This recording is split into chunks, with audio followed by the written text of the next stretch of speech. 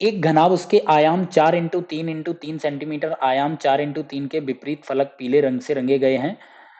अन्य आयाम 4x3 के विपरीत फलक लाल रंग से रंगे गए हैं। आयाम 3x3 ये इन्होंने पता सिर्फ और सिर्फ इतना जो दिया गया है ना, ये आपको यहाँ पर यहाँ तक की जो जानकारी है ये बेवजह फर्जी यहाँ पर दी, कोई मतलब नहीं बनता किस कलर से किसको किया गया किस फलक से।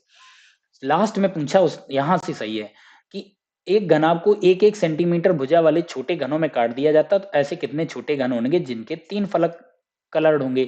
तो यहाँ पे अगर हम बात करें, देखो सबसे पहले मैं आपको समझा देता हूँ, 4 टाइप के आपको यहाँ पर मिलेंगे। पहला आपका कौन सा होगा, कॉर्नर क्यूब।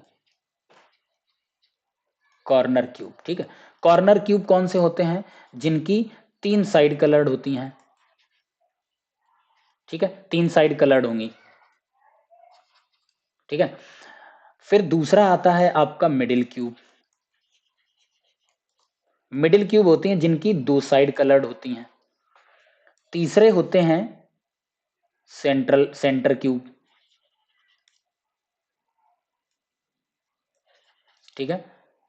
इनकी कितनी होती है, एक साइड कलर्ड होती है। और चौथा होता है आपका इनर क्यूब, जो किसी को दिखाई नहीं देता है, इसकी 0 साइड कलर्ड होती है। तो ये 4 टाइप के होते हैं। जो कॉर्नर क्यूब होते हैं इनका 3 साइड कलर्ड होती हैं और ये फिक्स होते हैं, 8 ही होते हैं। जब आपका क्यूब 3x3x3 और उससे ज्यादा होता है तो फिक्स होता है। अगर यहां पर 2x2x2 आ गया, 2x3x3 आ गया, तो यहां पर कभी भी 8 नहीं होंगे, इतना ध्यान रखना। तो यहां पर 4x3x3 है, अगर हम इसको 3x3x3 मान लेंगे तब भी उसमें आपके 8 कॉर्नर क्यूब आएंगे। और यहां पर कुछ नहीं करना था, बस ये अगर इंफॉर्मेशन आपके पास होती, ये जानकारी आपको होती, तो आप इसको डायरेक्ट टिक करके निकल जाते। इस इंफॉर्मेशन का यहां पर कोई मतलब नहीं था, सिर्फ बच्चे को वहां पर कंफ्यूज करना था, ठीक है। तो यहां पर तुरंत आपका यहां पर आंसर आ जाएगा, कॉर्नर क्यूब 8 होते हैं। अब यहां पर अगर क्यूब की बात करेंगे तो इनके फॉर्मूले की बात कर लो। पहले वाले जो कॉर्नर क्यूब होते हैं वो तो 8 फिक्स होते हैं। दूसरे वाला जो मिडिल क्यूब है उसके लिए हम यहां पर करते हैं n-2 इंटू 12, ठीक है। तीसरे वाले का फॉर्मूला यहां पर होता है n-2 का स्क्वायर इंटू 6। और चौथे वाले का फॉर्मूला होता है n-2 का होल क्यूब, ठीक है। इनर क्यूब निकालना हो n-2 का होल क्यूब कर दो।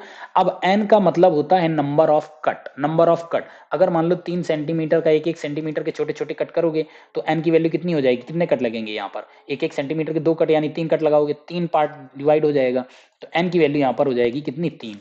अगर 6 सेंटीमीटर का है, 2-2 सेंटीमीटर में कट करते हो, 2 से डिवाइड कर दो तो का आंसर कितना आएगा, 3। तो n की वैल्यू यहाँ पर हमेशा डिवाइड करने पे, यहाँ पर 1 से डिवाइड करेंगे तो 3 आता, तो ये कहलाता है n की वैल्यू। मतलब टोटल लेंथ को डिवाइड अगर हम कर दें छोटे वाले क्यूब की लेंथ से तो वो हमारी n की वैल्यू आ जाती है। क्लियर हो गई इतनी बात, ये